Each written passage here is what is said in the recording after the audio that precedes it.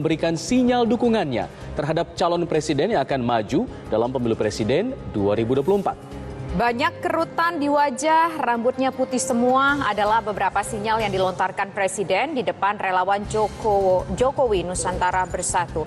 Apa makna yang ditangkap dari sinyal-sinyal ini? Adakah Jokowi makin bulat mendukung salah satu tokoh potensial untuk berlaga di Pilpres 2024 nanti pemirsa? Kita akan bahas di Kabar Petang. Siti Sanofeni dan Fat Tauhid, inilah Kabar Petang selengkapnya. Bupati Cianjur, Herman Suherman yang menyatakan saat ini korban sudah mencapai angka 323 orang yang meninggal dunia karena hari ditemukan lagi 2 orang sementara 9 orang lainnya masih dalam pencarian.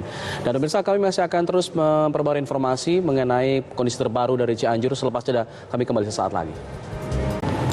Pemirsa, hari ke-8 gempa Cianjur, warga mulai menengok kondisi rumah mereka. Bantuan uang yang dijanjikan pemerintah untuk renovasi rumah menjadi harapan warga memulai hidup baru. Berikut laporan Yasin Idris, Firdaus, dan Olin Sridani.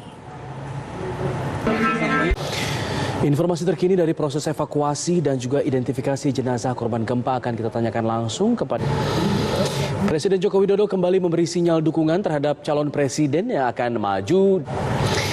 Banyak kerutan di wajahnya karena mikirin rakyat. Ada juga yang mikirin rakyat sampai rambutnya putih semua. Begitu kira-kira lontaran Presiden Joko Widodo saat berbicara di depan relawan dalam acara yang berlangsung pada hari Sabtu lalu. Ya, apa sebetulnya Alfat dan pemirsa makna dari pernyataan Presiden tersebut? Apakah ini merupakan sinyal dari Presiden Joko Widodo untuk mendukung calon tertentu sebagai calon Presiden 2024? Bagaimana pula sikap partai politik sendiri pemirsa? Kita akan bahas bersama dengan nanti ada Sekjen PDI Perjuangan, yaitu ada Mas Hasto Kristianto dan juga pahlawan Jokowi kemarin.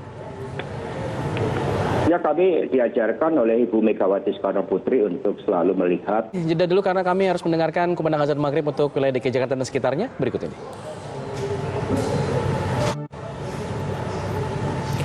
Selamat menjalankan ibadah sholat maghrib bagi Anda yang berada di wilayah DKI Jakarta dan sekitarnya. Pemirsa, DPR RI Senin sore menerima surat Presiden atau Surpres pergantian Panglima TNI Jenderal Andika Perkasa.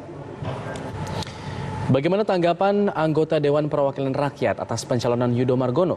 Kami akan berdialog bersama dengan anggota Komisi 1 DPR RI, Dev Laksono. Pemirsa, 4 terdakwa kasus obstruction of justice dihadirkan sebagai saksi dengan terdakwa Richard Eliezer, Kuat Ma'ruf.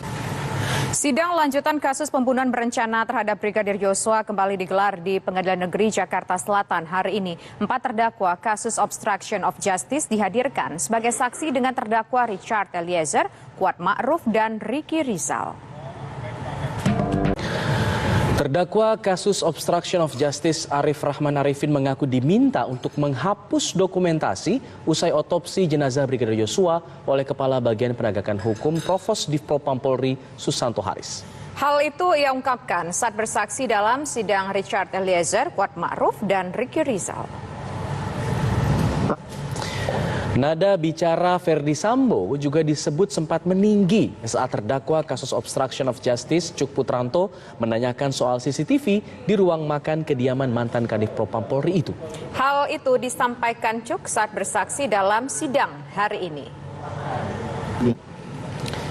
Pemirsa, helikopter P1103 milik Badan Pertahanan dan Keamanan Bahar Kampolri, Badan Pertahanan dan Keamanan Bahar Kampolri jatuh di perairan Kabupaten Belitung Timur, Bangka Belitung. Pada Senin siang, Karo Penmas Divisi Humas Polri, Brigjen Pol Ahmad Ramadan mengkonfirmasi temuan jenazah yang diduga salah satu kru helikopter P1103.